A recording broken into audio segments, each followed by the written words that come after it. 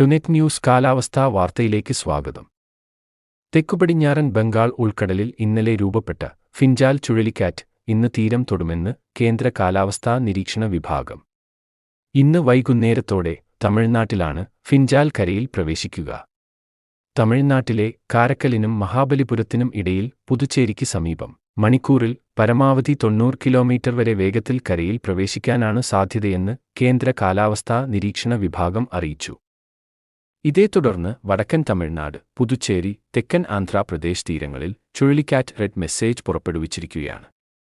അതീവ ജാഗ്രതയിലാണ് തീരദേശം. ദുരന്തനിവാരണ സേന ഉൾപ്പെടെ സർവ്വസജ്ജമായിട്ടുണ്ട്. ചെന്നൈ ഉൾപ്പെടെയുള്ള മേഖലയിൽ കനത്ത മഴ തുടരുകയാണ്. അതേസമയം കര കയറും മുൻപ് ചുഴലിക്കാറ്റ് ദുർബലമായി തീവ്ര ന്യൂനമർദ്ദമാകുമെന്നാണ് വെതർമാൻ കേരള പറയുന്നത്. തീവ്ര ന്യൂനമർദ്ദമായി കരയിൽ പ്രവേശിക്കുന്ന ഫിഞ്ചാൽ ശേഷം വീണ്ടും ദുർബലമായി ന്യൂനമർദ്ദമോ ചക്രവാതച്ചുഴിയോ ആയി വടക്കൻ കേരളത്തിന് മുകളിലൂടെ അറബിക്കടലിലേക്ക് പോകാനാണ് സാധ്യതയെന്നും അദ്ദേഹം പറയുന്നു. കര കയറിയ ശേഷം ഇന്ന് കേരളത്തിൽ മധ്യ, വടക്കൻ ജില്ലകളിൽ ഒറ്റപ്പെട്ട മഴയ്ക്ക് സാധ്യതയുണ്ട്. ഞായർ മുതൽ ചൊവ്വ വരെ ശക്തമായ മഴയും ലഭിക്കും.